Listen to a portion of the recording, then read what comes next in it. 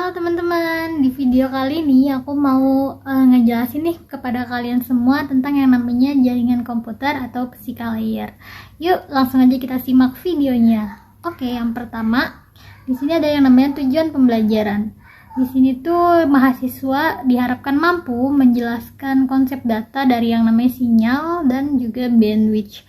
Mahasiswa juga diharapkan mampu menjelaskan tentang transmisi analog dan digital.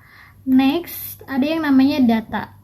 Data merupakan segala fakta yang terekam dan terbagi menjadi dua jenis, yakni ada data analog, yang seperti suara yang terekam, video, dan lain sebagainya. Terus ada juga nih yang namanya data digital. Contohnya itu seperti perangkat digital komputer seperti SSD, RAM, dan lain sebagainya. Terus ada yang namanya data yang telah mengalami suatu proses sehingga dapat ditransmisikan ke dalam suatu saluran transmisi. Nah, proses ini yang disebut sebagai encoder. Lalu ada yang namanya sinyal. Sinyal itu terbagi menjadi dua jenis, yakninya sinyal analog seperti sinyal telepon, sinyal televisi, dan sinyal radio. Terus ada juga yang namanya sinyal digital, yakninya sinyal yang memiliki nilai diskrit, contohnya seperti teks dan integrasi. Next, ada yang namanya data range.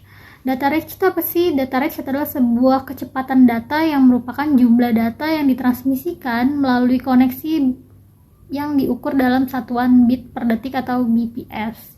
Buat kalian yang biasa pakai wifi pasti kalian tahulah dengan istilah-istilah kayak gini. Oke, next.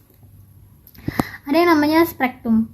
Spektrum itu adalah sebuah batasan pada frekuensi-frekuensi dalam suatu sinyal.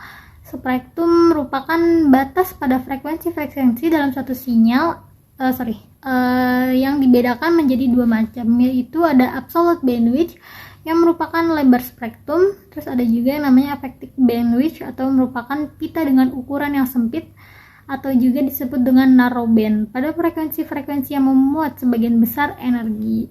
Next, ada yang namanya bandwidth. Bandwidth itu apa sih? Bandwidth merupakan jumlah data maksimum yang dapat ditransfer melalui koneksi internet selama periode waktu tertentu yang diukur dalam satuan bit per second atau BPS. Next, ada namanya transmisi analog. Transmisi analog adalah sebuah proses mengirimkan informasi atau data melalui media transmisi fisik dalam bentuk representasi sinyal analog. Data ditransmisikan melalui gelombang pembawa atau carrier wave, yaitu gelombang yang dapat mengangkut data dengan memodifikasi salah satu karakteristik yakni amplitudo atau frekuensi atau fase ya. Nah, di sini kalian bisa lihat di sini ada salah satu contoh alurnya ya, dari mulai sumber informasi sampai dengan ke penerima informasi. Oke, next slide. Ada yang namanya transmisi data analog. Jadi ini adalah sebuah jenis transmisi, merupakan data yang sudah dalam bentuk analog. Untuk mengirimkan jenis sinyal ini harus membawa sinyal yang akan dikirim dan gelombang pembawanya. Sehingga gelombang yang akan ditransmisikan akan menjadi kombinasi dari keduanya. Oke, di sini kalian bisa lihat contohnya ya teman-teman, dari yang namanya transmisi analog dan data analog. Oke, next. Ada yang namanya transmisi analog data digital. Ini adalah sebuah sistem transmisi analog data digital yang akan dikirimkan harus dikonversi terlebih dahulu. Maka perlu sebuah alat yang dapat mentransmisikan data digital secara analog. Alat tersebut berupa modem atau modulator demulator. Jadi kalau misalkan ada data digital, kita butuh modem agar bisa dikirim menjadi sebuah data analog. Oke, next. Ada yang namanya encoding. Encoding merupakan suatu proses untuk mengubah sinyal asal ke dalam bentuk yang lebih optimal sebagai keperluan komunikasi data. Dalam transmisi digital terdapat dua cara mengubah data digital menjadi sinyal digital, yakni ada line coding dan block coding. Next, nah di sini ada contoh dari line coding ya teman-teman. Kalau untuk line coding sendiri adalah proses untuk mengubah data digital menjadi sinyal digital.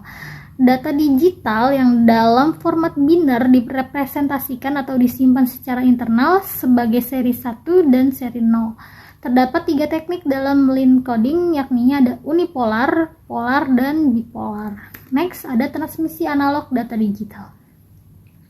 Untuk memastikan keakuratan frame data yang diterima digunakan bit redundant. Sebagai contoh di event parity, 1 bit parity ditambahkan untuk membuat hitungan 1S dalam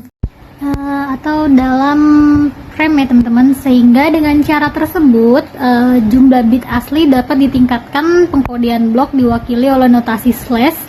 MB atau NB berarti blok M bit diganti dengan blok N bit, di mana N besar dari M.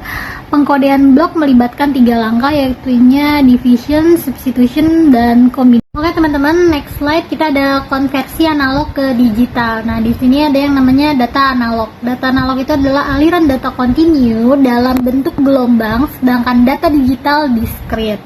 Untuk mengubah gelombang analog menjadi data digital, kita menggunakan pulse code modulation atau PCM. PCM sendiri melibatkan 3 langkah, yaitu ada sampling, question, dan encoding. Nah, di sini aku udah ada slide-nya, kalian tinggal baca aja. Di stop aja kalau emang kalian masih belum paham.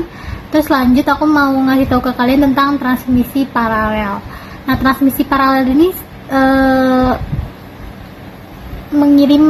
pengirim dan penerima terhubung secara paralel ya teman-teman. Terus ada juga kedua sistem komputer baik pengirim dan penerima membedakan antara jalur dengan bit 1 dan bit 0. Kemudian pengirim mengirim semua bit sekaligus di semua link teman-teman. Slide ada transmisi serial. Untuk transmisi serial itu adalah bit dikirim satu demi satu secara antrian. Serial transmisi hanya membutuhkan satu saluran komunikasi, sehingga kecepatan transmisinya tidak begitu tinggi. Seperti itu ya teman-teman. Oke, kalau masih ada yang mau ditanyain atau kalian